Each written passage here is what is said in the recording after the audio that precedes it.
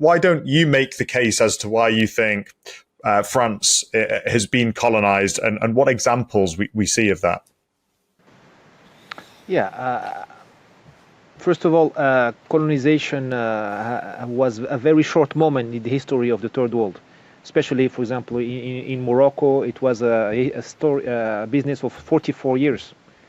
In sub-Saharan Africa, 50 years, which is nothing in the long chronological scale. Second, it did not stop in 1960 or 62 with decolonizations. The French remained in most countries in what they called collaboration, cooperation, whatever, and it was a very interesting experience of collaboration between equals. Even here in Morocco, my mom went to high school and she was lectured by French teachers working for the Moroccan government, and it was fantastic because they were talking to equals. After independence, it lasted to the mid-70s. This is beautiful collaboration, and this is the fruit of colonization. The good aftermath, I would say. What happened is that things went crazy after the 80s with mass migration because of the collapse of the independent countries, the economical collapse, sometimes political. But let's say at least economical collapse of socialism, of whatever system, even liberalism, and this collapse did free millions of workers who went to France seeking prosperity, and from Morocco, Algeria, Tunisia, sub-Saharan Africa, and other countries. This built strong diasporas that now are proto-peoples, micro-peoples in the making. You have a little Morocco in France, more than 1.5 million Moroccan in France, in my point of view. You have a little Algeria in France, over 6 million to 7 million Algerians in France, which is astonishing. You have 500,000 Malian from Mali, and so on. To give you two figures, to a basis for comparison, there were only 1 million Frenchmen in Algeria in colonization. At the apex, at the maximum of the French presence in Algeria, let's say early 1960, 1 million Frenchmen in Algeria. Today you have 5, 6, 7 million Algerians in France. The amount of people of extra-European origin in France is around 20% of the population. In Morocco, at the height of colonization, the maximal impact of French presence, the rate of Frenchmen in Morocco was around 5%. So 5% to 20%. Tell me which country is more exposed to foreign presence.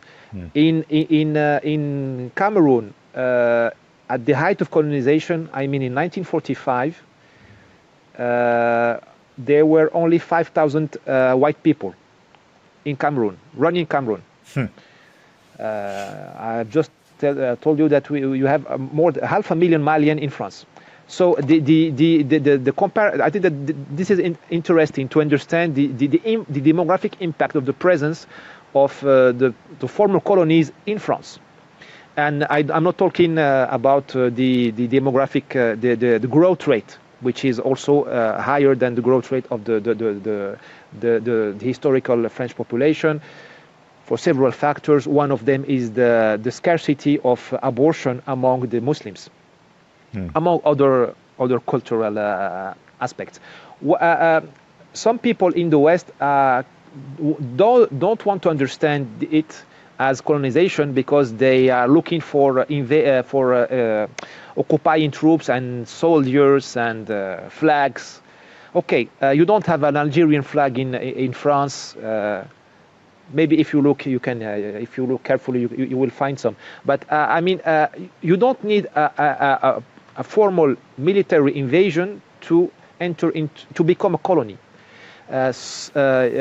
Sometimes colonization starts with settlement. The power transfer, sovereignty transfer, is secondary.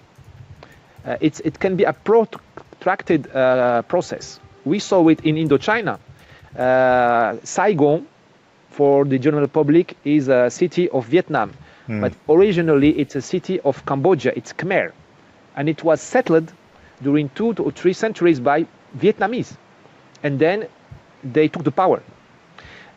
So we have to open our minds and revise our concept of colonization. We are not living the colonization of our fathers with naval marine troops, first seizing the king, the palace of the sultan or the king, and then opening the road for European settler. It's the other way around.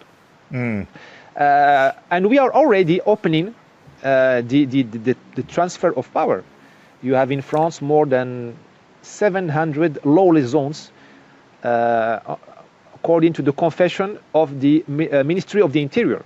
So in reality, maybe it's over 1,000 zones that I call of co-sovereignty, where France is finding the allowances, the social benefits, they're paying for, they're painting the buildings and paying for and funding the school buses, but the power, the control of the population is among ethnic gangs.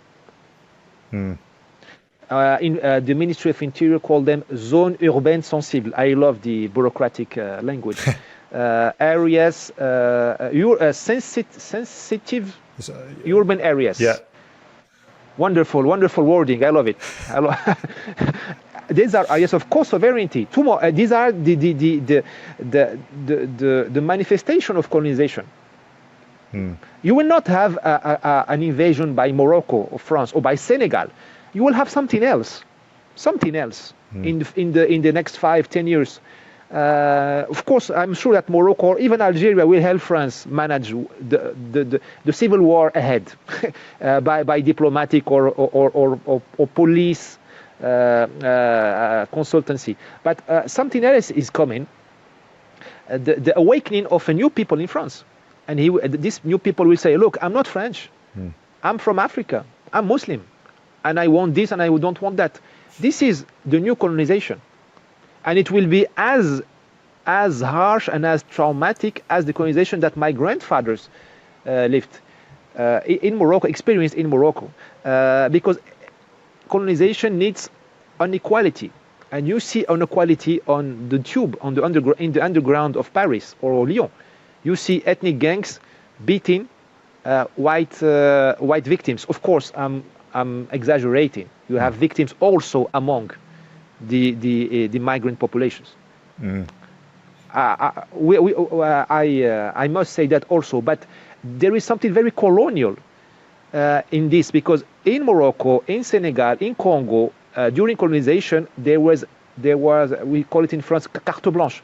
The colonists, the settlers had carte blanche. They had the certainty of impunity if they hit or assault locals. And what our legal system guarantees in France for settlers is a kind of impunity. They are minors. They don't understand the culture. We believe in their reinsertion. We believe that we can pardon them. And you have a situation where the natives are afraid of the foreigners. This is colonial. No doubt about that. But it's a new kind of colonization. Fascinating for sure.